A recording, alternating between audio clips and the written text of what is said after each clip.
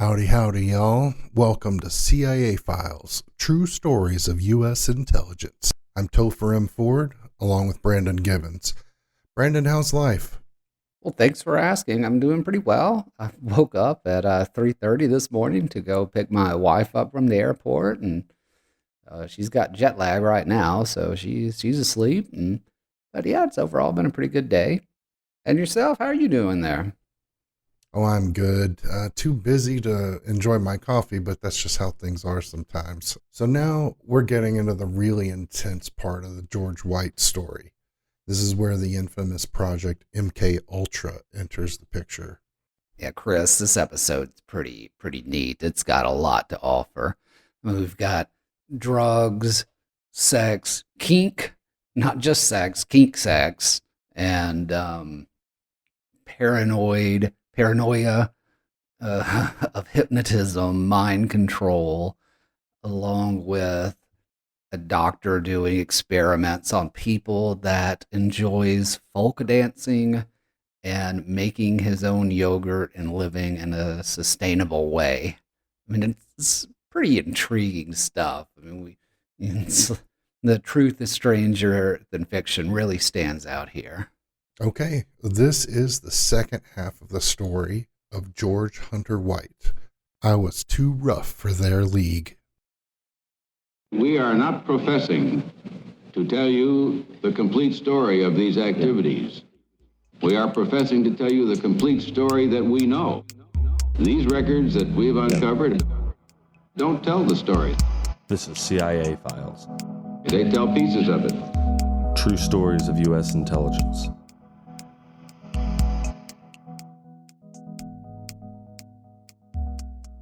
We were Ivy League, white, middle class. We were naive, totally naive about this, and he felt pretty expert. He knew the whores, the pimps, the people who brought in the drugs. He was a pretty wild man. From Steve Kinser's Poisoner-in-Chief. White was a son of a bitch, but he was a great cop. He made that fruitcake Hoover look like Nancy Drew. The LSD, that was just the tip of the iceberg. Write this down. Espionage, assassination, dirty tricks, drug experiments, sexual encounters, and the study of prostitutes for clandestine use. That's what I was doing when I worked for Goerge White at the CIA. Ira Feldman, U.S. intelligence officer.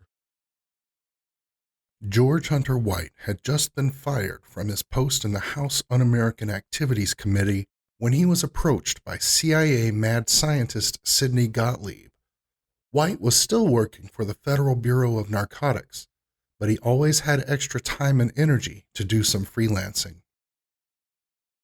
Gottlieb needed assistance with his main project for the CIA, one of the most secret projects in American history, MK Ultra. I feel sleepy. Look at me, Martha. Keep looking into my eyes. You're tired, very tired. You want to sleep. I... Sleep, Martha. Now listen very closely. I have instructions for you. First, here is a gun. Put the gun in your handbag. When that clock chimes 4 times, you remove the gun from your handbag and shoot the woman through the head.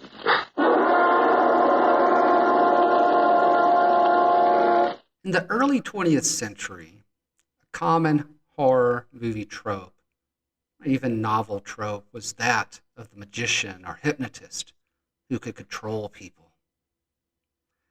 You had movies such as The Cabinet of Dr. Caligari that came out in 1920, The Magician in 1924, The Dark Tower in 1943, The Witching Hour in 1933, and Gaslight in 1944, which was pretty popular.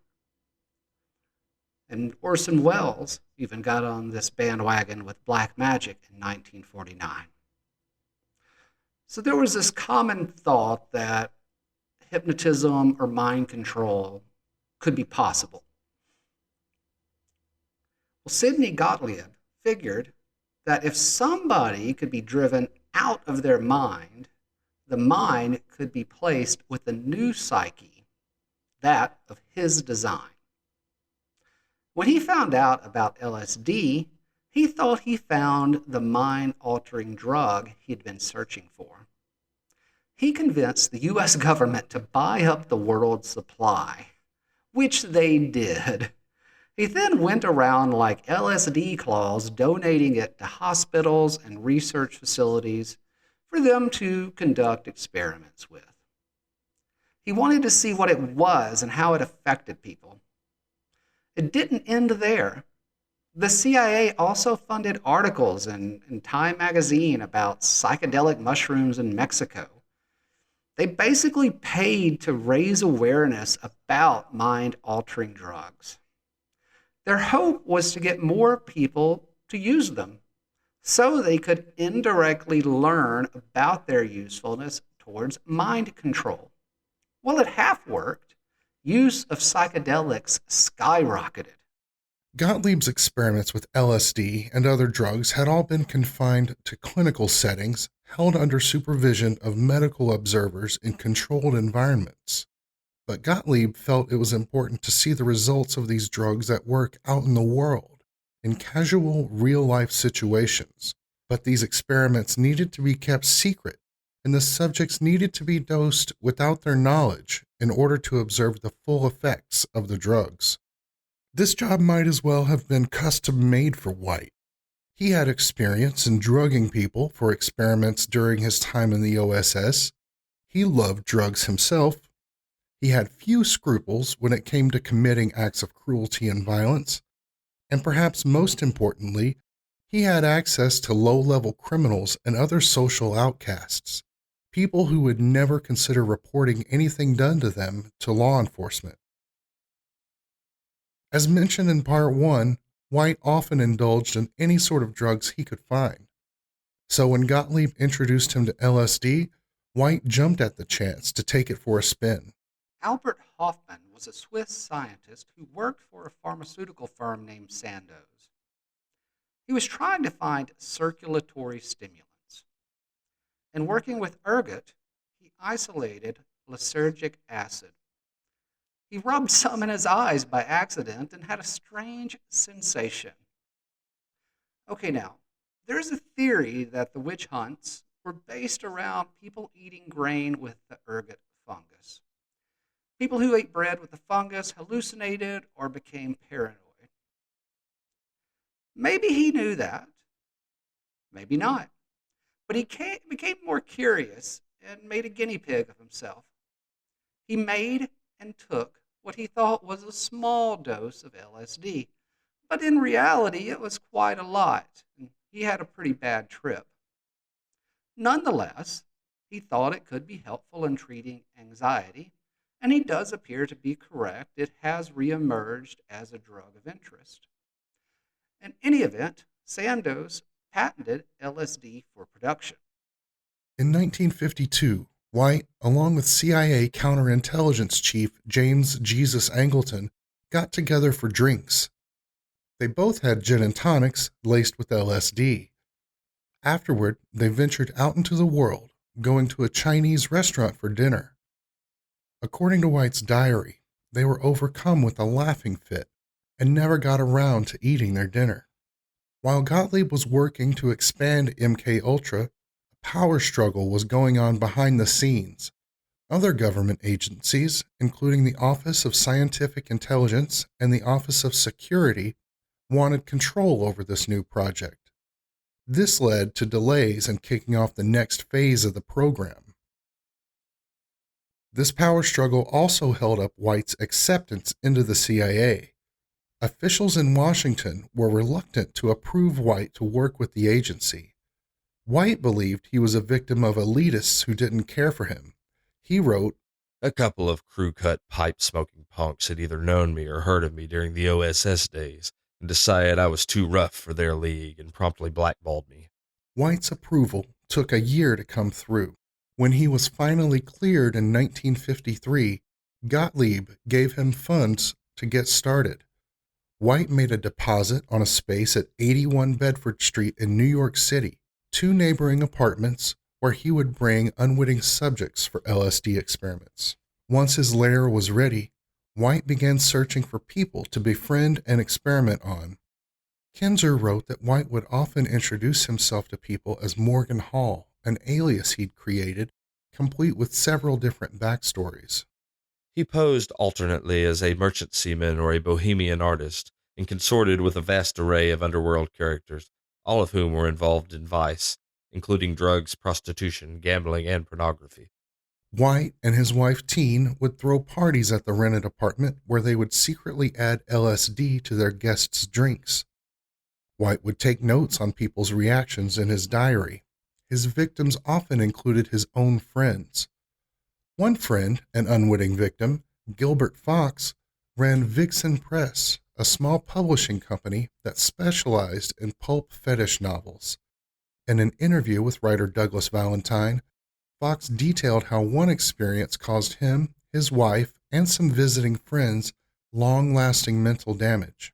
We were all boozing and smoking pot in those days, including George. And one night George gave us LSD. He slipped it to us secretly. Kai and Joe were visiting us at Christopher Street, and we went to the Whites, and afterwards we went slumming around the lower village. It was snowing. We stopped the car on Cornelia Street, and the snow was red and green and blue, 1,000 beautiful colors, and we were dancing in the street. Joe thought she had lace gloves up to her elbows. Then we went into a lesbian bar, but that freaked out Pat and Joe. Pat had trouble coming off the trip, and Joe later went wacko like Elliot's wife, and Joe eventually divorced Kai, too. I was angry at George for that. It turned out to be a bad thing to do to people, but we didn't realize it at the time. White and Teen once drugged Barbara Smith, a 19-year-old girl who they had met through Fox. Smith brought her 20-month-old baby with her to what was supposed to be a friendly, informal dinner. However, she, along with another woman who had joined them, would become victims of White's government-sanctioned torture. What happened to Smith that night is still a mystery. She never spoke of it to her husband or to anyone else that we know of. But soon after the incident, Smith spiraled into depression and paranoia. She left her husband and moved in with her parents. Her husband, Elliot Smith, later recounted how he found her when he visited her at her parents', hoping for reconciliation. When I got to her house, she was cowering in a corner. She thought the mafia was out to get her. Her parents were unable to cope with the problem, so on our psychiatrist's advice, I admitted her to Stony Lodge Hospital in December of 1958. White would also drug petty criminals, people involved in various forms of vice, including gambling, drugs, and prostitution. These were people who would never report the incident to the police because of their status as criminals.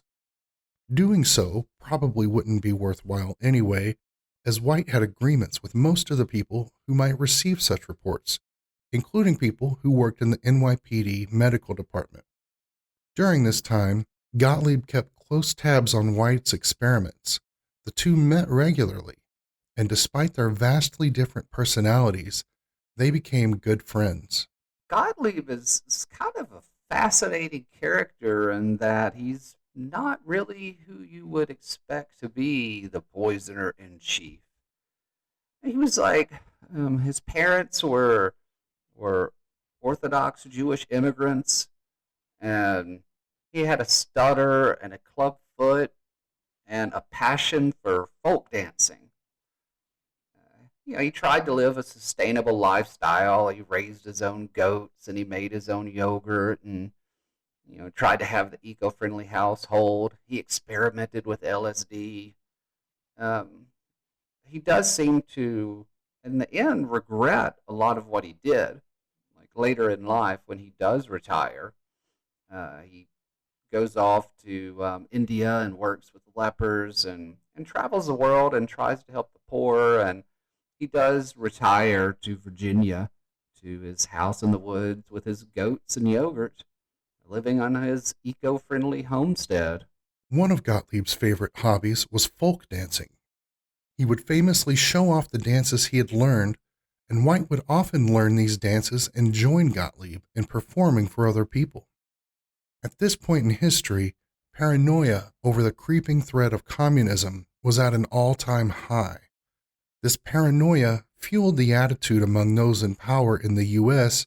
that they needed to do whatever was necessary to stop what they saw as the scourge of Moscow's growing influence across the globe, especially in the Western Hemisphere.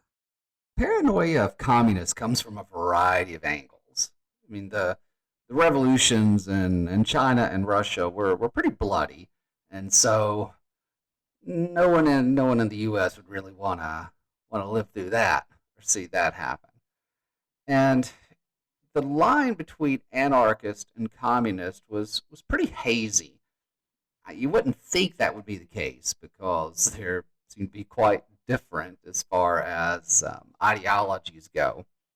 I guess perhaps they ran in the same circles. And in the 1880s up through the early 1900s, anarchists were pretty active and committed a lot of acts of terrorism and assassinations. Um, McKinley was assassinated by an anarchist. An immigrant who made anti-capitalist statements attempted to assassinate Franklin Roosevelt just before he was elected. And many of these anarchists were immigrants or first-generation immigrants. And people could play, and nativists could play on that, like xenophobia. And so, here's communism, and it's this foreign idea, and they're coming over and they're terrorists, and there was also this fear that they had already infiltrated the country, or the communists had already infiltrated the country because the communists all fled the Nazis, so they fled the Nazis, and now they're in the U.S. and they're just like those anarchists, and they're everywhere. And then there was a spy ring discovered, a Soviet spy ring that had managed to leak information about the atomic bomb and uranium enrichment. And both, it was during World War II and after. And so it gave a little bit of credence to this, fear that, oh my goodness, the Soviets, the communists, they're everywhere. They've already infiltrated the country. And if they could get information about uranium enrichment, what can they not get? I mean, they're everywhere. And then you add on top of that kind of the success that the Soviets were having in general. Right, so the U.S. has the brightest rocket scientists that Germany and the U.S. itself has to offer. And the Soviet Union suffered millions of deaths during the last 2 decades. And during like Stalin's purges, and then the Nazi invasion, the aftermath, just the destruction of the infrastructure and that educated elite. So despite that setback in the 50s, the communists seemed to be doing the impossible. They were besting the U.S. They launched the first satellite in space. They had the first person go to space, who was this like handsome, charming fellow on top of it. And then in Cuba, there were these handsome and charismatic guerrilla leaders leading successful rebellions. So it's like they seem to be doing pretty well and advancing and winning, and that made people afraid. All right, you know how sometimes if people are if they're afraid they're wrong, they might like overreact or get emotional. That might have been part of what was going on too. Like subconsciously, many Western leaders may have been fearful that they were wrong or mistaken. And if they weren't wrong or mistaken philosophically, they were at least worried they were going to lose because Soviet technology was advancing so quickly. And of course, the answer to beating the Soviets at their technological advancement was for the United States, in a very socialist way, to spend lots of tax dollars on research and development. Government and military officials, scared that communism posed an existential threat to Western values, felt that no actions were too extreme when it came to winning the Cold War. CIA Director Allen Dulles was convinced that the Russians and the Chinese were working on mind control programs of their own. Dulles assumed that the communists were conducting experiments on American prisoners, which he felt only made their own race to discover methods for mind control themselves that much more imperative.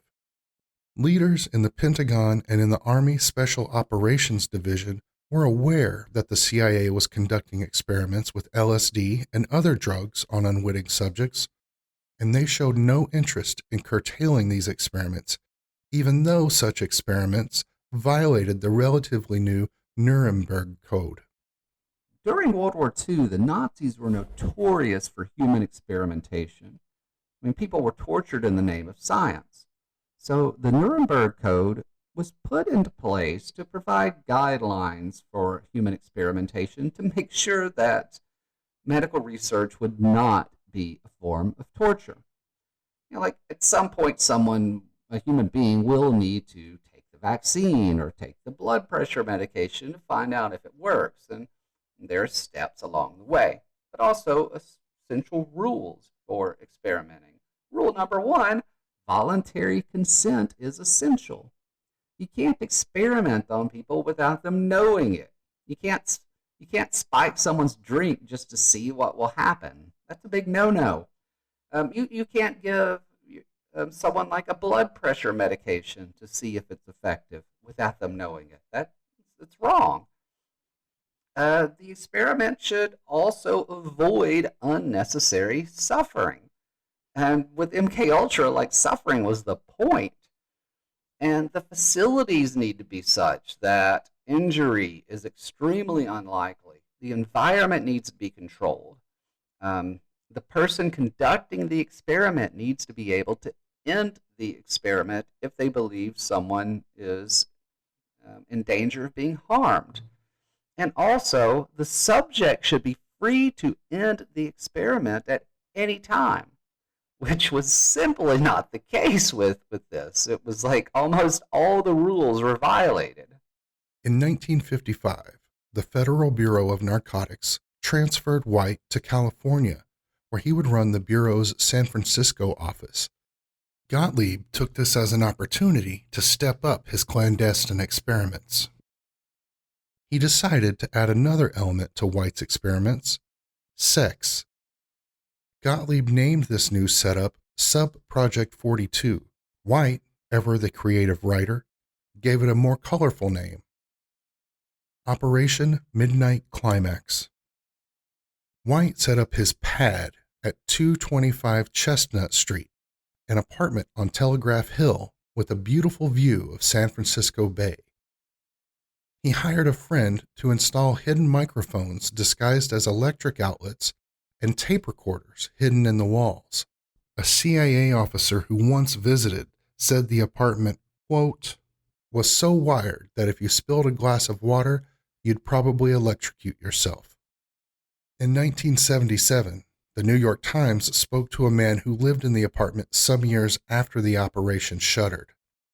He said that after he learned about his home's nefarious past, he looked behind a metal plate in his living room, where he found hidden wires and 2 tape recorders. White set up an adjoining room where he could watch the experiments secretly.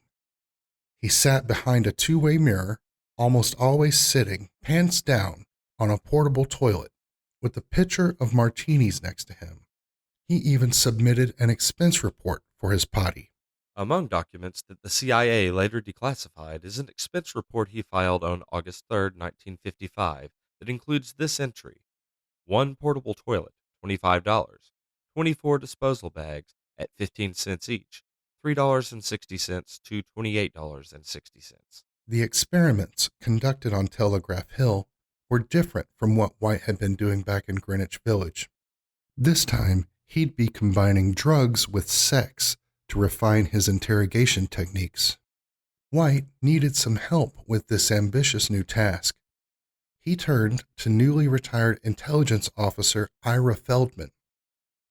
After working overseas in Korea and Europe doing what author Steve Kinzer called bare-knuckle work, Feldman retired to California to raise chickens. White, however, had other plans. He called Feldman up to work in the Bureau of Narcotics. While there, Feldman did much of the same sort of work White himself had done, going undercover to track down drug traffickers. White eventually decided Feldman could be a valuable asset to Operation Midnight Climax.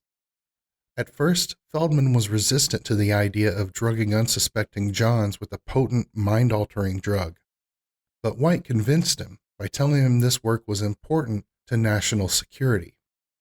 Feldman, being heavily connected to San Francisco's world of vice, recruited the prostitutes who would help White carry out his experiments. These women would be paid $50 to $100 per session. Some of the women, addicted to heroin, would be paid in narcotics. The women would also be given a get-out-of-jail-free card. If they were arrested for prostitution, they could call White, who would arrange for their release. The pad was stocked with all manner of pornography, including magazines, books, and films. CIA officers would use these materials to train the prostitutes on specific methods for pleasing their Johns, as well as how to drug them and how to coax sensitive information out of them. They were instructed to hang out with their Johns for several hours after having sex and to treat them kindly. This would often cause the men to become more vulnerable, believing that the women actually cared for them beyond their sexual transaction. After a little time, conversation would turn to the Johns' work, which the women were trained to bring up casually. Feldman would instruct the women to pick up a specific individual who would be working on some government program. Then she was to see how much sensitive information she could get him to reveal. Feldman described this to a reporter. I says, honey, I want you to do a favor for me. And I says, I want you to pick up Joe Blow, take him to the apartment and give him a blow job. And while he's there, I want you to ask him, hey, you know that airplane? How high does it fly? CIA psychologist John Gittinger later testified to the goals Gottlieb was working toward with Subproject 42 in order to refine knowledge of the best methods for using sex to gather intelligence. We were interested in the combination of certain drugs with sex acts. We looked at the various pleasure positions used by prostitutes and others. Some of the women, the professionals we used, were very adept at these practices. White didn't just use the apartment on Telegraph Hill for experiments, though. The pad always had a fully stocked bar, and White often brought fellow narcotics agents there to unwind after work. The pad became a constant source of disruption for neighbors who often reported the officers to the local police, complaining of late-night noise and men with shoulder-holstered guns chasing naked women through the street. Gottlieb eventually instructed White to expand operations, and White opened a second safe house. There he would test all manner of new substances concocted in CIA labs, including stink bombs, itching powder, sneezing powder, and powerful laxatives on unsuspecting Johns. White wasn't above a little freelance testing outside of the safe houses either. Wayne Ritchie, a deputy federal marshal, attended a Christmas party in the federal building where White worked. White secretly dosed Ritchie, who in turn grabbed 2 pistols from his work locker, walked to a bar, and attempted to rob the place. He was foiled when someone knocked him out with a chair. Ritchie could not explain his behavior that night. The judge who presided over his case showed leniency, citing Ritchie's record as a Marine and public servant.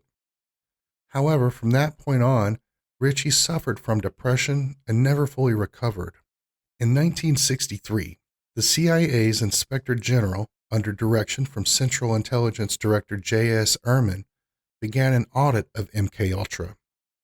Once it was revealed that Gottlieb was conducting experiments on U.S. citizens without their consent, the program was shut down without ceremony.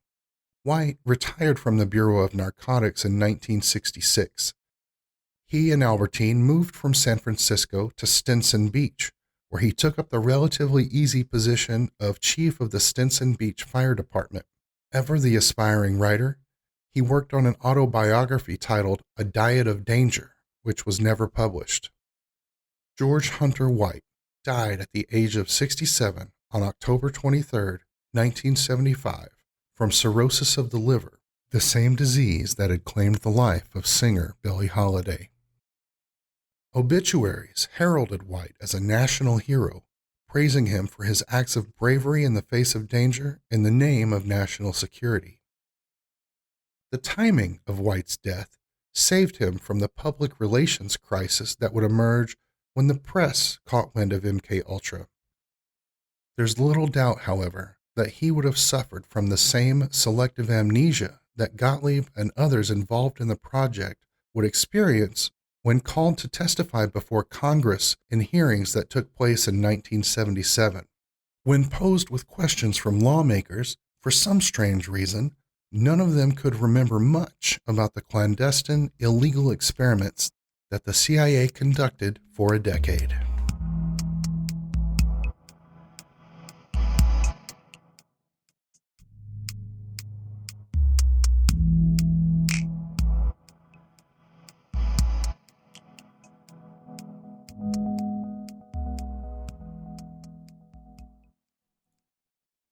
So, Chris, what do you think about these people didn't even know what LSD was, or like now if you were dosed up, wouldn't you might have some kind of concept, if everything's getting all freaky, you might think, oh, I've been drugged. I mean, that would be scary in and of itself, but you might not think you're necessarily losing your mind.